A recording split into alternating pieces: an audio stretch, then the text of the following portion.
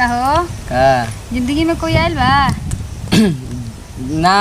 ई सब के फेरा में हम उतना ना रहे ना रहनी काहे कि तू ज्यादा काफी शौक करला नु ऐसे तारा जिंदगी में कोई जल्दी काहे इतना लाइन मारत तड़ुइया लाइन सोच तनी की तरह का अपना दिल में उतार ली देखा का खूबी बा होता अंजनी में तारा कम चाहे ना जा का कहत रह त गंगा का में डुबकी लगाई बा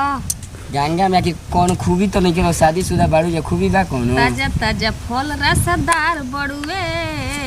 अब ही तो गरम बाजार बड़ुए चल ठेला पे अकेला दे हम लीची के हो बिछी के ले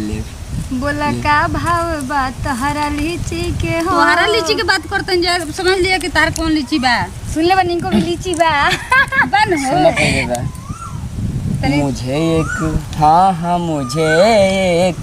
मुझे एक भौजी ने लूटा रे कुंवार वाला डीपी लगा के अच्छा ऑनलाइन लव अब ना करब गम में डूबल बानी धोखा खा के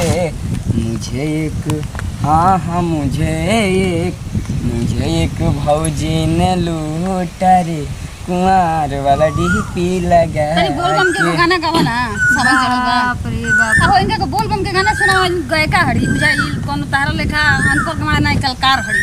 तनी सुना देता को बोल बम के गाना बोल बम के गाना सुनबा कि का सुनाओ सावन के महीना आइले हां सुना दो अच्छा लव स्टोरी छोड़ा तनी भगवान के भक्ति में तनी झूमा लवलीन रहना गाता का रही नई हर में देव घर जाएला बलम ए जिनाही छुपाई ना झूठ बोली हम अच्छा कांवर देखते ही मन झूमे लागे किसड़िया गेरुआ ले अइह बलम देवा घरवा चले के अच्छा ई हो पिया चल देव घर हो हम ना जाइम हो चलल जाई बाबा के ना घर हो ए हो पिया चल देव घर हो पैसा नहीं के चलल जाई बाबा के ना घर हो गेरुआ रंग के साड़ी कांवर की नहीं के ले आई दी गेरुआ रंग के साड़ी कांवर की नहीं के ले आई थी अगिला सोमारी धनी चलल हमारी धनी हो संगे कैल जाई लेकिन याद नहीं का गीत गावत रहा बोल बम के भगवान के गीत गाव में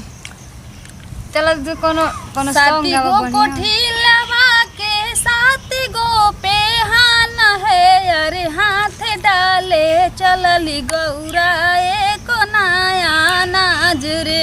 बोल बम जाए के अदहन बैठाई गौरा पहुंचा मांगे जाली अरे पाई चोना मिलले गौरा घर चली आयो है कबो शिव जी के धनिया मनैले रहू कि ना पूजा पाठ में ध्यान लगैले रहू कि ना कबो शिव जी में धनिया मन लगैले रहू कि ना एकदम भक्ति में लगलिन पूजा बानी। पाठ कइके श्रद्धा पूरैले रहू कि ना कैसे कैले कृपा तो पे भोले दानी हम करपुर बरहपुर में बरले बानी हम करपुर बरहपुर में बरले बानी भोले दानी प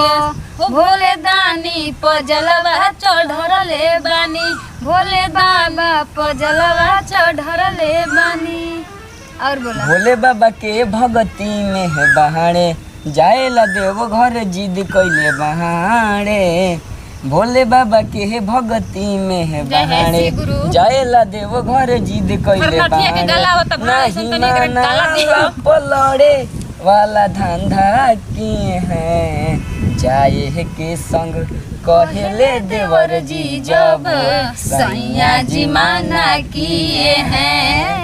लव कुश सीख न बुझेले मारसानी हो जाने ले तब उनकर जाई गीत नहीं खेलता तो तोहरे लोग लागल लोकगीत ना लोकगीत तनी मार दे मूड में आ जाओ भगवान के छोड़ा लोगी हाँ तनी गाव तो गावा तनी लोकगीत। बढ़िया गीत तनी कौन सिंह के तनी गाव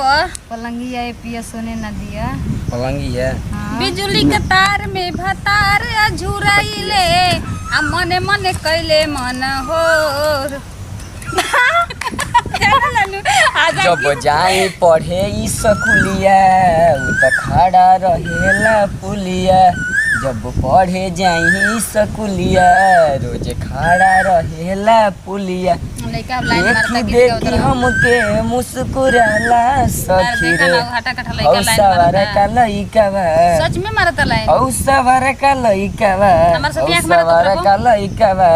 आ रोज लाइन मारे सखी रे गाँव के छोकड़वन से मारेली नजरिया या घूमेली रहोरिया इजतिया बचा लहे रह जाऊ